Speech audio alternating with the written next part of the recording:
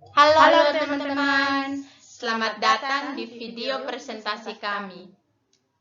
Di sini kami kelas D kelompok 6 akan mempresentasikan hasil diskusi kami mengenai mata kuliah genetika dengan materi sintesis protein. Nah, saya sebagai Agnesis Leobulu sebagai pemateri pertama dan saya Apriana Yawanda. Saya Rovina Winyoradu.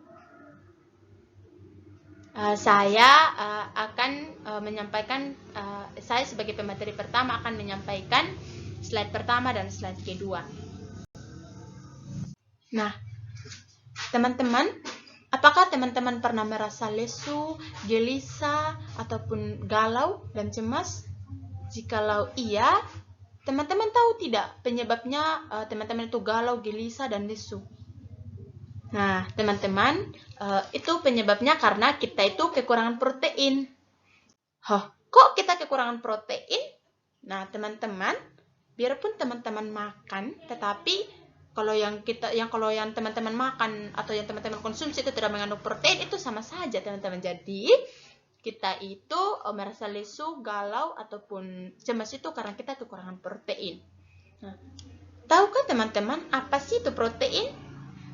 Ya, protein itu merupakan rantai panjang asam amino yang disintesis berdasarkan kode yang dibawa oleh informasi genetik berupa DNA. Nah, DNA itu sendiri merupakan sekumpulan materi.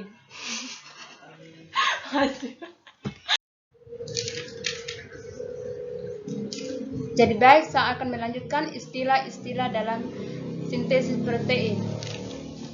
Itu yang pertama itu ada sense, di mana untan yang berperan sebagai pengoda atau non-template. Yang kedua, antisense, di mana untan yang berperan sebagai cetakan atau template. Yang ketiga, codon, di mana kode genetik yang dibawa oleh mRNA.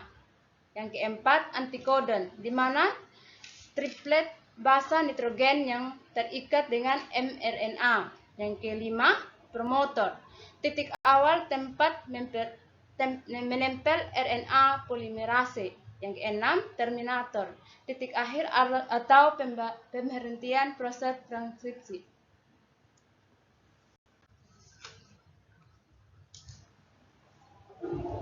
Jadi, baik saya akan menjelaskan sintesis protein.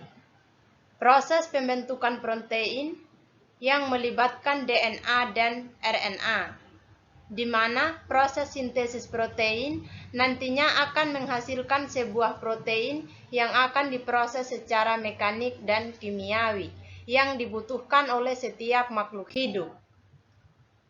DNA versus NRA. DNA adalah kumpulan materi genetik yang satuan molekulnya disebut nukleotida. DNA adalah materi genetik yang basa nitrogennya itu terdiri dari adenin, guanin, sitosin, dan urasil.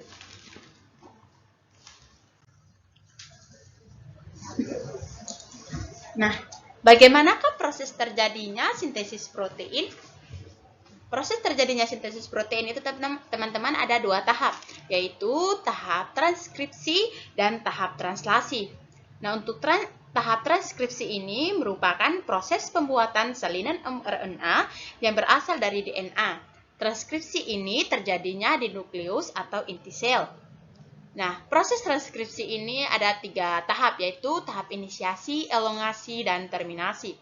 Untuk tahap translasi merupakan proses penerjemahan mRNA menjadi protein, dan biasanya translasi terjadi di sitoplasma. Jadi, untuk DNA menjadi mRNA itu yang transkripsi terjadinya di nukleus atau inti sel. Sedangkan yang mRNA menjadi protein itu ditranslasi terjadinya di sitoplasma.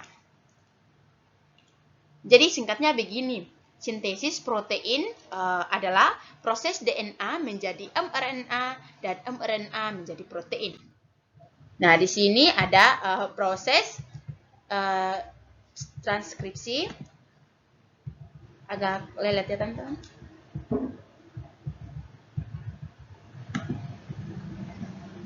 Selama proses transkripsi, DNA digunakan sebagai template atau cetakan untuk membuat mRNA dengan bantuan enzim RNA polimerase.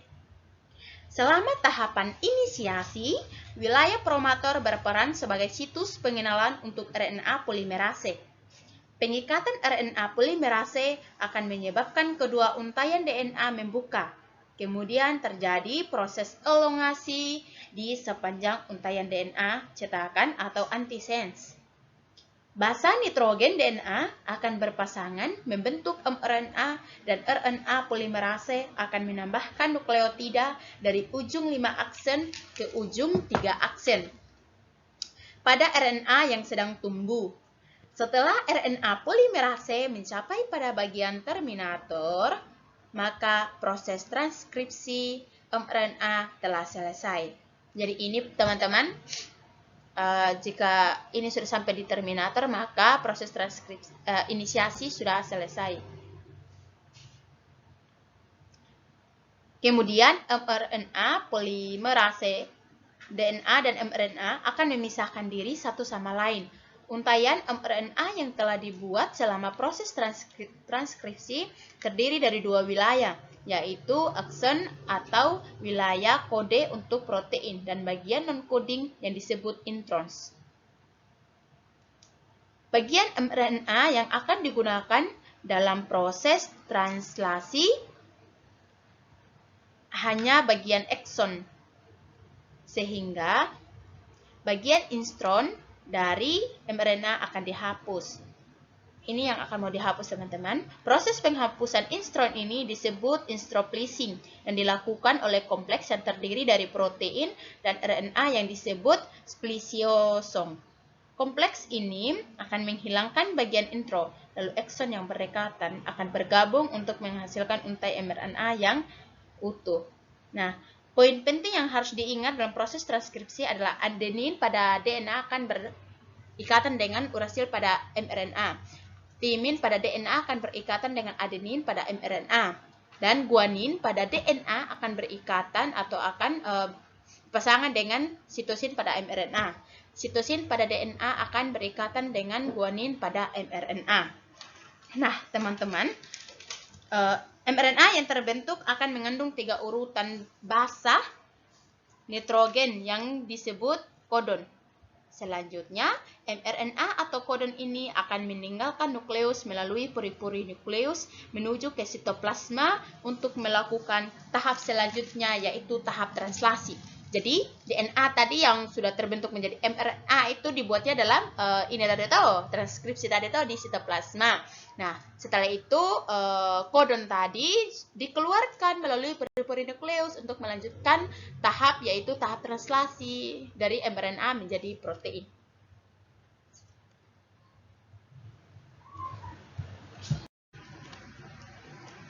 Jadi baik, saya akan melanjutkan promoter. Promotor dan terminator di mana dalam nukleus RNA polimerase akan memisahkan untaian DNA menjadi 2 bagian dengan cara bergerak dari terminator ke promotor. Jadi transkripsi ini terdapat 3 tahap, yaitu inisiasi, yang kedua elongasi, yang ketiga terminasi.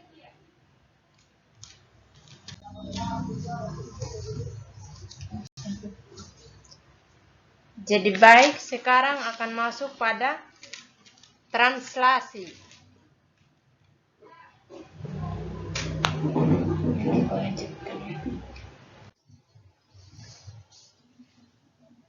Kita telah menyelesaikan tahapan transkripsi, di mana mRNA yang berada di nukleus akan keluar ke sitoplasma melalui puri-puri nukleus. Ini dilakukan untuk melanjutkan ke tahapan berikutnya, yaitu translasi. Sehingga ada beberapa poin yang perlu kita ingat di sini, yaitu translasi merupakan proses penerjemahan mRNA untuk dibuat menjadi bentuk protein. Aturan memasangkan basa nitrogen itu, adenin pada mRNA akan berikatan dengan urasil pada tRNA. Adenin pada mRNA akan mengikat urasil pada tRNA. Urasil pada mRNA akan mengikat adenin pada tRNA. Guanin pada mRNA akan mengikat sitosin pada tRNA, dan sitosin pada sitosin pada mRNA itu akan mengikat guanin pada tRNA. Nah, untuk tahapan tahapan translasi di sini ada 3. Ada inisiasi, elongasi, dan terminasi. Pada tahap translasi ini, mRNA berperan sebagai cetakan untuk pembuatan protein. Sebagaimana kita ketahui bahwa mRNA mengandung urutan 3 basa nitrogen yang disebut dengan kodon, yaitu G, C, dan A. Ada 4 kode genetik khusus, yaitu 1 kodon start dan 3 kodon stop. Baiklah, tahapan translasi dimulai dengan terikatnya subunit ribosom kecil sebagian unit kodon mulai. Kemudian setiap asam amino dibawa ke ribosom oleh tRNA spesifik.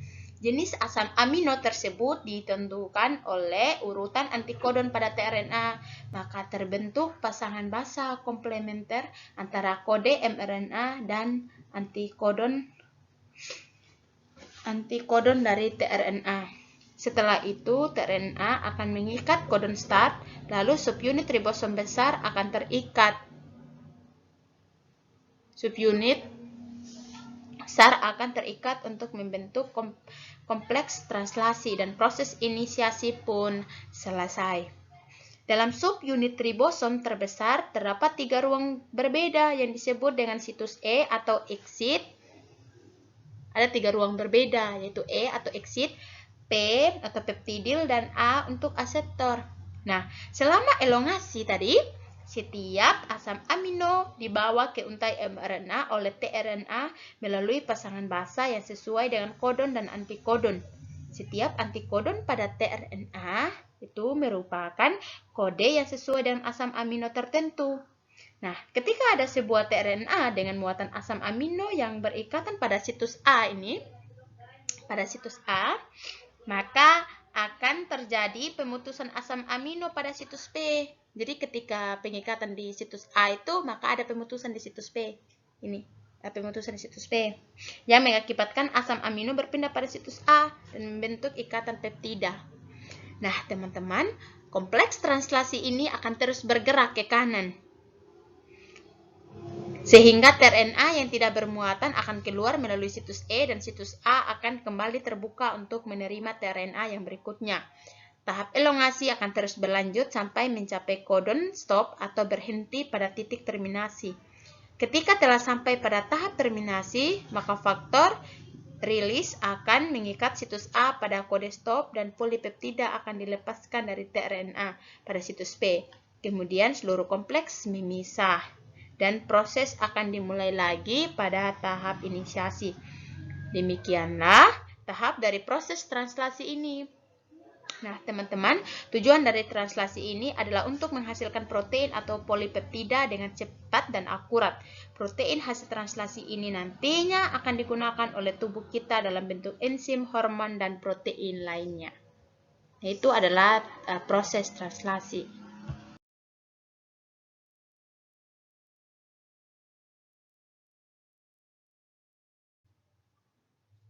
Jadi baik, saya akan melanjutkan. Dalam sintesis protein, kurang lebih terdapat 64 kodon atau kode genetik yang mengatur dalam pembentukan asam amino tertentu.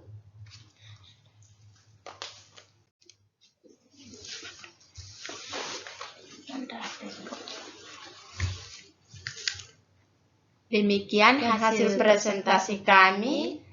Terima kasih. Terima kasih.